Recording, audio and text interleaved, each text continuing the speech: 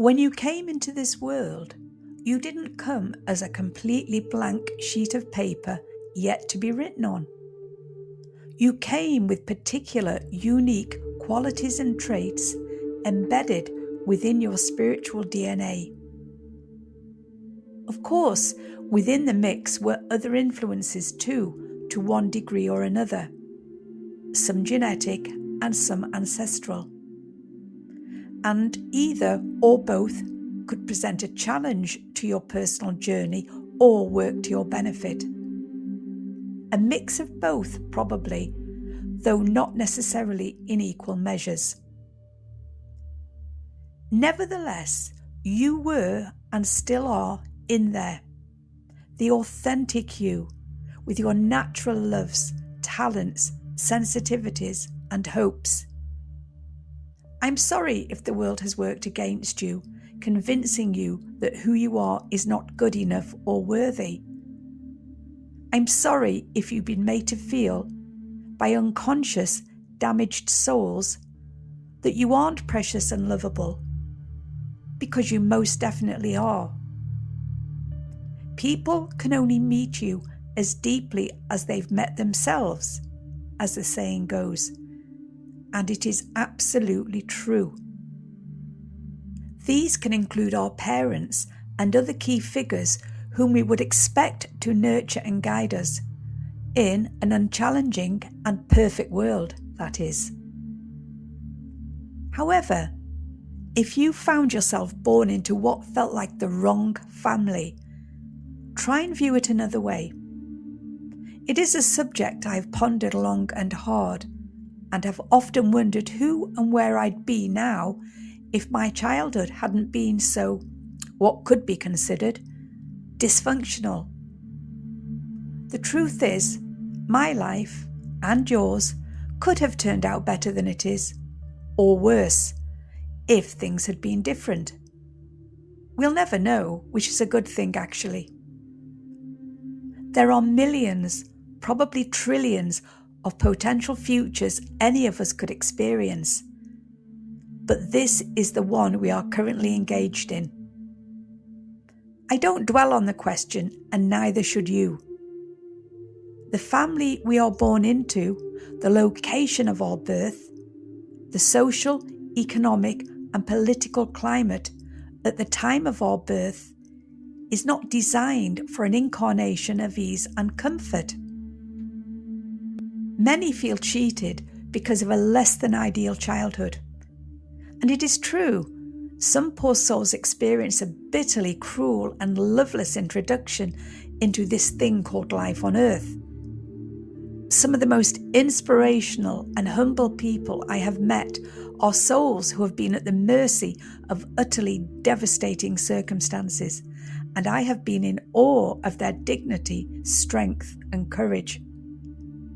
I don't have inside knowledge regarding our individual journeys or processes in this life, but I do believe that our early circumstances can either make us or break us. And I think that's the point of it all, or at least one of them. Before I continue, could I ask you to at least like this video and maybe even subscribe if you'd like to hear more of this type of content. I have a small, loyal and much appreciated bunch of followers, and I'd love to see this channel grow throughout 2026. Your support would be wonderful. Thank you. I'm okay with who I am at this point, and I hope you are too. We should feel that we still have much to learn and much we'd like to improve. But we really need to be on our own side. Self-reflecting, reflecting on our experiences, taking accountability, encouraging ourselves, being our own cheerleaders, forgiving ourselves when we've messed up, which can be difficult, I know, but it has to be done if we are to evolve into our higher selves throughout this lifetime. I have been aware of certain traits from both my parents within me throughout my life. Some good, some not so good. It's been up to me to be aware and not habitually and mindlessly repeat the sins of the fathers and mothers. It's up to me to develop my own consciousness and dictate my own pathway. And the same is true of you. But who are you at your core? You are a shard of the whole, a tiny but vital piece of the source of all existence and creativity, whichever name you choose to give it. The energetic, authentic you, constantly evolving, will share all that you experience and become with the whole, with the collective. The you who enters into this world is a projection of that self, an avatar, if you like, and it has its own mind.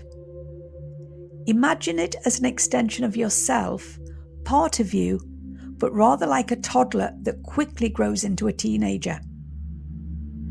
Liken your projection's entry into this world to a young person who is leaving home for the first time, having to figure out how to handle the grown-up world, having to learn how to earn their own keep, manage their own affairs, balance their own books.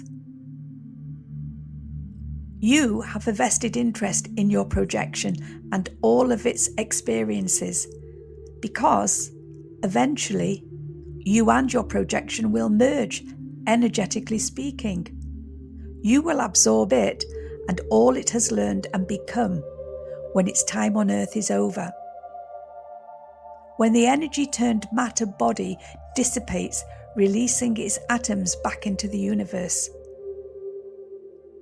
My conclusion is that the most important purpose of any soul's physical life is A, to develop a deep relationship with its authentic self and embrace that, and B, for the projected self and the energetic self to gradually align, getting as close to each other as possible by the time the process has completed.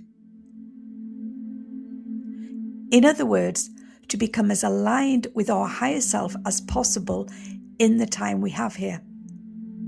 Our higher self is aware of that which it feels it still needs in order to be able to evolve further, and is dependent on its projection to help that to come about through its experiences and openness to growth and wisdom. A life in this physical dimension is, without doubt, a crash course. The problem is, our avatar, as I said earlier, is equipped with its own mind. We are a projection of the great creator, the source of all that exists, but gifted with free will. Our avatar is a projection of us and also gifted with free will. Does that make sense? On that basis, the earthly version of us gets to choose how it goes about things. It's been flung in at the deep end and is at the mercy of souls who got here before it did. Also at the mercy of some of its natural programming, as in genetic and ancestral. It's a massive undertaking, and yet a privilege to be allowed to enter into the process at all, although it often won't feel that way. Each of us will have our own reasons for putting our projection through it all, and the overall results will vary, I imagine. The bigger the gap that develops between our higher energetic self and our avatar, the less chance there is of us evolving consciously and spiritually. When the combination of self-awareness, consciousness, and conscience fails to develop, then the ego, whose job is to keep us physically alive and thriving, has chosen to put its earthly wants and needs above those of its higher self and above those of its fellow human souls. An avatar run amok, like a wayward child who has run away from home. This disconnect creates a destructive and even dangerous mindset and behaviour. Be they power-hungry and corrupt, or easily led, unquestioning and self-serving, or miserable, barely surviving, selfish and cruel, these are all projections who have turned their backs on their own creators, their higher selves. There is always hope, of course. At any point, an errant avatar could choose to reach out to and begin to align with its greater part. There is another reason a projection might drift away from or even fail to develop a relationship with its higher self. And that is because it has been programmed by unconscious, unaware souls to believe that it is useless or wrong, and that its unique and wonderful traits and talents are worth nothing. They might even be well-meaning in their own misguided way. Squashed, unseen, unheard, unacknowledged children often grow into adults plagued by an inner emptiness, trying so hard in life, yet rarely feeling fulfilled or good enough. They unconsciously set themselves up for rejection, which only serves to reaffirm their negative beliefs about themselves. Vaguely and consistently unhappy, they desperately try to uncover their life's purpose, without realizing that what they are seeking is a close and committed relationship with their true, authentic selves. They are lonely for connection with themselves. But that can happen for them with patience and dedication and a little outside help, probably.